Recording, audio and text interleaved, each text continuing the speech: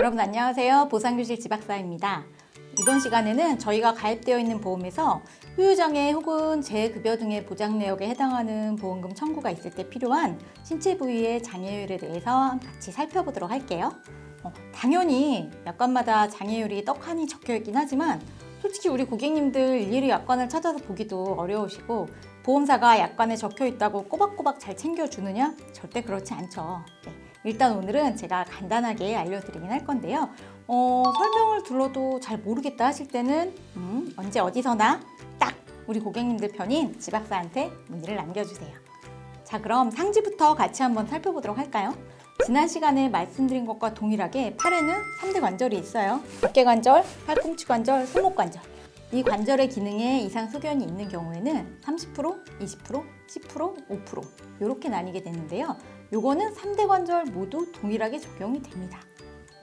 주로 관절의 기능의 장애는 근전도 검사나 근력 검사나 운동 범위 측정과 같은 방법으로 장애 평가를 하게 되는데요.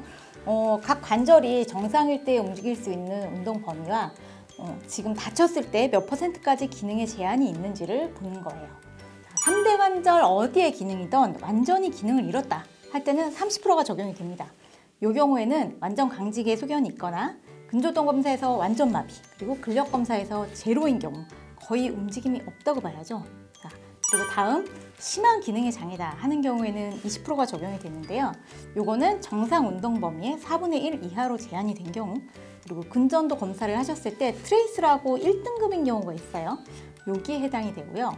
자, 그 다음 뚜렷한 기능의 장애다. 이 경우에는 10%가 적용이 되고요. 정상 운동 범위의 2분의 1 이하로 운동 범위가 제한이 된 경우를 말합니다.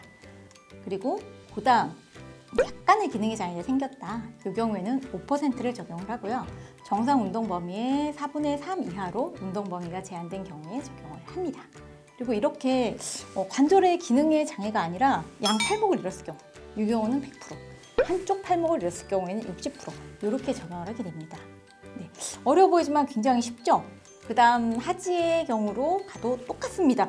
뭐가 똑같아요? 네, 3대 관절인 고관절, 슬관절, 족관절인 경우에 위에 설명드린 그대로 같은 운동 범위의 제한이나 근전도 검사상의 기준이 적용이 되고요. 단지 하나 다른 게 무릎 관절의 경우에 십자인대 파열 등의 경우에는 동요도의 차이에 따라서 10mm 이상의 차이는 10%, 5mm 이상의 차이는 5%의 장애율이 적용이 됩니다. 또 하나, 네, 하나가 더 있어요. 인공관절을 삽입한 경우 2018년 4월 이전 계약인 경우에는 30%, 2018년 4월 이후 계약의 경우에는 20%의 장애율이 적용이 됩니다. 자, 이제 상하지 관절에 대한 장애율은 끝났죠? 그러면 손, 발에 대해서 저희가 잠깐 살펴볼까요? 손의 경우 엄지손가락을 잃었을 때는 15%, 엄지를 제외한 다른 손가락은 하나당 10%가 적용이 됩니다. 그래서 손가락 전부를 잃었을 때는 55%에 적용이 되고요. 손가락의 운동 범위의 측정은 손가락이 세 마디로 구분이 되어 있잖아요. 심장에서 먼 쪽은 원이지, 심장에서 가까운 쪽은 근이지. 이 두 각도의 합 혹은 이 구부러지는 중수지 관절, 이 운동 각도의 합으로 측정을 해서 엄지손가락의 경우에는 10%, 그 외의 손가락의 경우에는 5%를 적용을 합니다. 선생님, 그럼 발가락은요? 네, 발의 경우에는 5발가락 모두를 잃었을 때는 30%, 그리고 엄지발가락을 제외한 발가락에 뚜렷한 장애를 남길 때는 3%로 적용이 됩니다. 그리고 저한테 가장 많이 질문을 하시는 부분 중에 한 부분인 척추의 장애에 대해서 한번 알아보도록 할 텐데요. 척추의 경우는 어떻게 적용이 되느냐? 2018년 4월 이전과 이후 약관으로 나눠서 생각을 해볼 수밖에 없는데요. 가장 큰 변화는 추간판 탈출증으로 생각을 할 수 있겠습니다. 추간판 탈출증은 20%, 15%, 10%의 장애율을 적용을 하는데요. 2018년 4월 이전은 10%의 장애 평가 시 신경장애를 포함하지 않았어요.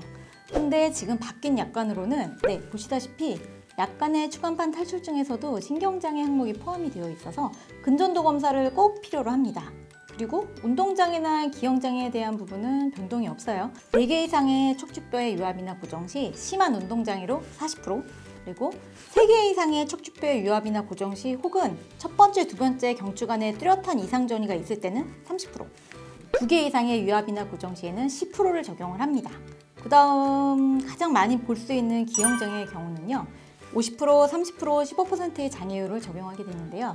50%의 경우 35도 이상의 전만증이나 60% 이상의 척추 압박률, 그리고 30%의 경우 20도 이상의 전만증이나 40% 이상의 압박률, 15%의 경우 약간의 전만증이나 20% 이상의 척추의 압박률, 이렇게 적용을 하게 됩니다. 주로 기형장애인 경우에는 압박골절이 일어났는데 비수술적인 치료를 하셨을 경우가 해당이 되고요.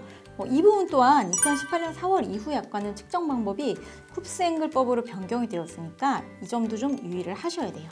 제가 지금까지 앞부분에서 알려드린 부분이 가장 많이 대표적으로 발생하는 후유장애에 대한 부분이고요.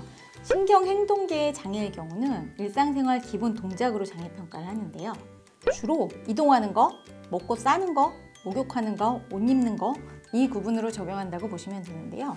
요 5가지 항목을 합산해서 장애율을 정하게 되는데요. 요 합산한 항목이 10%가 넘어가지 못하면 요거는 아예 장애율로 측정 자체를 하지 않아요. 네, 요것만 주의하시면 되겠습니다. 지금까지 약간 길고 좀 내용이 많았지만 천천히 살펴보시면 금방 이해가 다 되시는 부분들이에요. 하지만 장애율이 이렇게 정해져 있다고 해서 정해진 장애율로 보험사에서 받아가세요 하고 보험금을 바로바로 따박따박 잘 주느냐? 그럼 지박사가 필요가 없겠죠. 장애율은 약관에 분명히 이렇게 나와 있지만 보험사는 수단과 방법을 가리지 않고 보험금을 삭감하려고 할 거고요. 지박사는 어떻게? 저는 또 수단과 방법을 가리지 않고 삭감되지 않도록 노력을 해드리는 거죠. 여기까지 보셨는데 그럼에도 불구하고 나는 이게 명확하게 어떤 말인지 잘 모르겠어요. 너무 궁금했어요. 이러실 때는 주저없이 1599-0681 지박사에게 문의 주세요. 그럼 오늘도 행복한 하루 되세요.